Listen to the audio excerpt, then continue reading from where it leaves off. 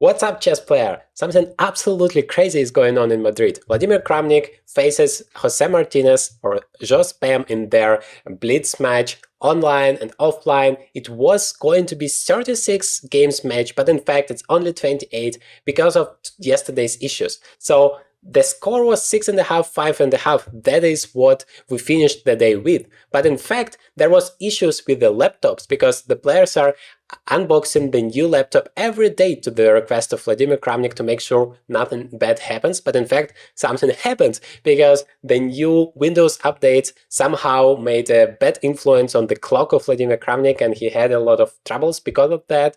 And Jospem agreed to discard the 2 games that they played yesterday. And therefore, instead of 6.5 to 5.5, the score now going into the second day of the match is 6-4, and they played additional 4 games today of offline chess, and tomorrow would be only the online games, 14 of them. That would be absolutely insane and decide the destiny of the match. But today, let's take a look at these 4 games. Vladimir Kramnik played the first game as black, and he started with the French defense. And Jospem, of course, he wanted to win the game because, well, he needs to somehow equalize the score, otherwise he's gonna just lose the match. So it started with the French defense, but Jospem himself said that Kramnik out-prepared him because he was not ready for it. He plays some garbage openings in the title Tuesday, and it works because nobody prepares against you, and so you can surprise your opponent every single time.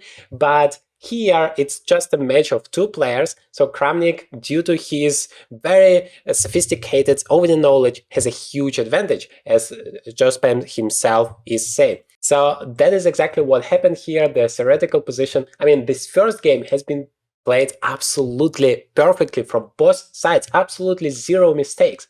So White is trying to get some advantage here, but it doesn't work. Yes, you see that the opponent c6 is here isolated, and that might indicate, well, White should be in the driver's seat. But in fact, Black has managed to equalize without any problems because they have better pieces activity as a compensation for this isolated pawn. For example, look at this bishop. It's controlling the entire diagonal, and it's going to be very difficult for White to finish that development without any real problems. Here, the game could have ended in a draw, but we continue because it's blitz. Both players want to play for a win, of course.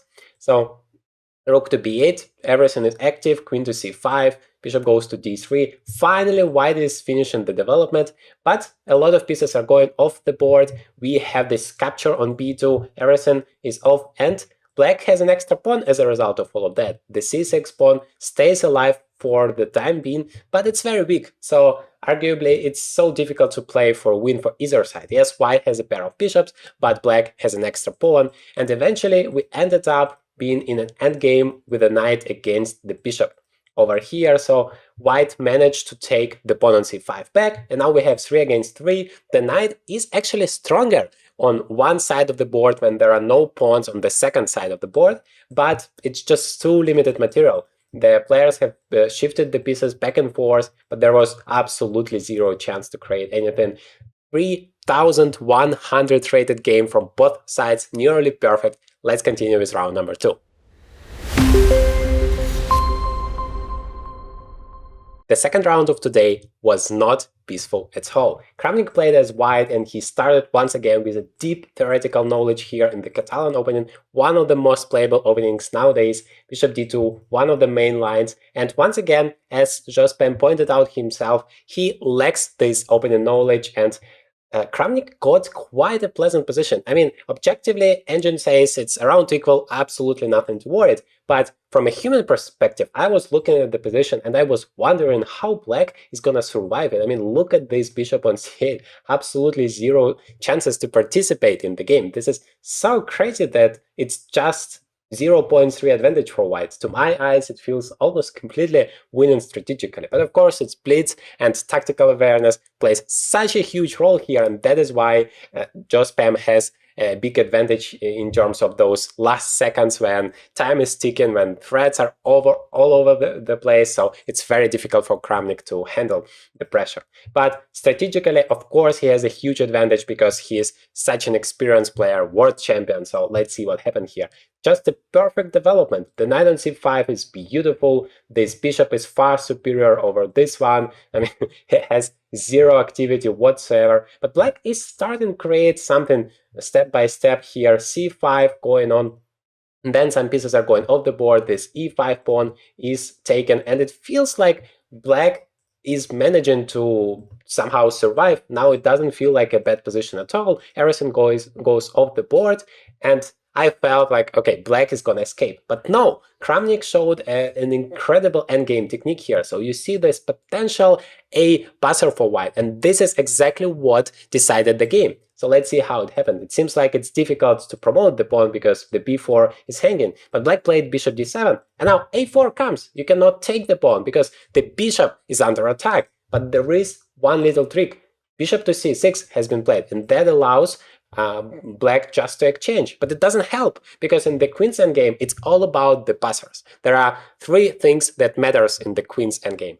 The king safety, this is the most important thing, because if the king is not safe, then millions of checks are gonna come and you can never avoid the perpetual check. The second thing is the queen's activity, how active your queen is, whether it can create some threats, grab some pawns, and so on. And the third thing is the passers. Pass pawns are just deciding the endgames like this, and this is exactly what happened, because white has a very, very strong passer, whereas black doesn't have one. And that makes it almost impossible in terms of a practical game to save such an endgame. If the king is safe once again for white, then how would you stop that a-pawn? And this is exactly what happened. Of course, black made some mistakes, but try not to. When you're playing blitz with just 4 seconds on the clock and that pawn is just going forward, and how do you stop it? So this is exactly what happened after queen to d8. Black just resigned here. No chances. The queen promotes. The game is over. And that means that Vladimir Kramnik now leads 3 points, 7.5 to 4.5. Just incredible. If you think about the stakes in the beginning of the match, everybody said that Jospem should be the favorite, the clear favorite of this match, because he is younger, because he plays blitz so extremely well. But we see here a 3 points advantage. This is so crazy. But wait till the end, because something incredible happened in the next 2 rounds. Imagine how cool it would be to play chess without ever having opening troubles again. What if I told you I could teach you all openings you will ever need in just 10 days? You get lifetime access to more than 110 pure value video tutorials, almost 100 practical tasks to apply your knowledge immediately into practice, 30 plus bonus videos to dive 10 times deeper, as well as private community where all questions you might ever have are answered daily. Get the $200 limited time discount with the link in the description, and forget about all opening pain once and for all. Round number 3 was crazy because we got everything possible in this game. We got a brilliant move, we got a complete blindness from one of the players. So let's see. Jospem has played as white, it's French defense again, complete repetition of the round number 1 up to a certain point here. Absolutely no problems for black. You see a beautiful opening preparation from Vladimir Kramnik, even though he mentioned in the interview before the game that he didn't even prepare for this match. I mean, just like a day or 2 or something like that, but no real preparation for the match, and yet he is showing such a crazy level of opening preparation here. So this is absolutely crazy. We have seen this exact position before, or just a completely similar pawn structure when black has this isolated pawn on c6, but he has a very good compensation in terms of activity. So this knight comes to f4, seems like black is completely equalized, no problems at all. Yes, the pawn is weak, but white has also a problem, this pawn on b2, which, I mean, you cannot continue your development because of this pawn hanging. That is why white plays b4, but that allows this move queen to b5. And now you have an unpleasant choice. Either you go back, but then c5 is possible and we get rid of our isolated pawn, or you take on b5, but then c takes b. Now the pawn structure is completely symmetrical. And how on earth can you imagine this position being not a draw? I mean, one of the players just crushed the other one in this endgame. Let's see what happened. And it seems like if anyone can have the advantage, that should be black. Why? Because those pawns are on the dark squares, and that means they could be a target for the bishop, unlike those ones, because you cannot attack the light squares pawns with the dark squares bishop. But let's see what happened. White has a little bit of activity here. Bishop comes to b6, the rook comes, and then the rook to d7. This is like the key events starting to happen because both rooks are getting activated. Rook c3 with a double attack, knight d4. Rook takes a3, black is taking here the pawn, and here you can actually take the second one. Yes, you lose on g7, but you have here two connected passers here, and that is very dangerous. But probably Kramnik was afraid of weakening his king, but that is not really better, because now bishop comes to c5, and you have a very unpleasant choice what to do. Kramnik played rook to f3, and this is absolutely insane move, just blunder in one single move. Why is it a blunder? Because you attack the knight, and when you attack the knight, you should think where the knight can go. And the simplest square to go is just back to e3. But now suddenly this rook has absolutely zero moves to go. The rook is trapped, and there is absolutely no way for black to save this game. And this is exactly what happened. White just played king to g2. What do you do about it? Okay, you cannot take immediately, right? Because then knight comes to e5 with a fork, and that would be a huge, horrible turn of events for white. But he plays rook to a7. Brilliant move here, just attacking the pawn, just stepping back out of this fork, and there is still no chances to save the rook, because if you play knight to e5, takes, and that's exactly what happened, protecting the rook, there is knight g4, and white is attacking two pieces at the same time, and you cannot save both. So this is exactly what happened, and then white is a piece up, no compensation whatsoever, and white didn't have any troubles at all converting the advantage, and Kramnik had to resign here. That means we have now 2-point advantage for Kramnik. The last game contained so many blunders you can't even imagine. I mean, this is insane. Vladimir Kramnik sacrificed a piece here for a great number of pawns to get a lot of activity, but the plan failed. Let's see what happened. So it started with the Catalan opening. Once again, no real difficulties out of the opening whatsoever, theoretical line here, but this time black decided to go all in into the attack. He played f5, intending to go g5, g4. And on the other side of the board, Kramnik goes all in with b4 and a4, just trying to get through and create those weaknesses in his opponent's camp and destroy black here. But this is so crazy. What's gonna happen here on e4? Just let's watch it. Takes on c6 first, takes on d5 second, and then after exchange of the knights, white plays knight takes e4, sacrificing this knight for a bunch of pawns. Why? Well, because now the queen is hanging and the pawn on g4 is hanging. So white gets 3 pawns for the piece. But I would argue that wasn't a good decision practically, because when you're playing a blitz game and a bunch of pieces are on the board, it's much simpler to play with the pieces instead of the pawns. The pawns matter in the endgame, but you need to survive till the endgame. And unfortunately for Kramnik, he failed to do so. So let's see what happened.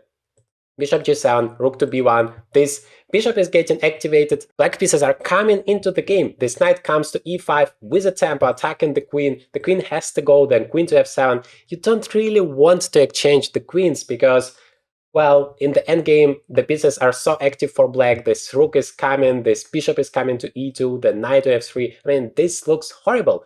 Objectively, the advantage is not that big for black, but practically it's so difficult to handle all of the pressure for white. So bishop to c3, it felt like Kramnik may just hold it because, yeah, now it's 0-0, but he takes here on e5, and that makes it simpler for black here because you just have an extra bishop. Yes, you have 3 pawns as white as a compensation for that bishop, but look at how active they are. They are controlling all of the squares. Still, Kramnik did his best. He actually put his rook all the way to a6 to attack this a7 pawn, and then the pawn was gone. And now it seems like all you need to do is just make sure you don't blunder anything. And that's exactly what happened in the game. So rook to a2, attacking the pawn on f2. All you need to do, you can just go back to g1, and basically black has nothing better than repeating the moves and call it a day. Instead, Kramnik wanted to play for a win. f4, just blundering the bishop in one single move. Can you imagine that? Yes, he had 4 seconds on the clock, but what was he thinking about? I just don't have any idea. It's so crazy. Just bishop d5, and there is no way to save the game after all. So I assume that Kramnik was just too tired out of all of those difficulties with laptops, with time, because they should have started at 5. Instead, they started the game at 7, and till the end of the today's day, he wasn't just able to finish the game normally, and he tried to continue the battle, but it's just not possible. Two bishops disadvantage, and all of those pawns are falling apart, and then the game is shortly over because checkmate is coming. And finally, after bishop to f3, now white is losing the rook and Kramnik resigns. So overall, we have 7.5, 6.5. But tomorrow is the online chess day. 14 games in a row of online chess. That means that, at least on paper, Jospem has a huge advantage. Based on all of the records of Title Tuesday games they have played against each other, he has such a huge advantage. But we don't know what's gonna happen in reality, so let's wait for it. Day number 3, it's going to be so excited, and we will see who will be the winner in the end. Now, in case you have missed the day number 1, it was so much of action, 12 crazy games. Here is the full recap of what happened in that day.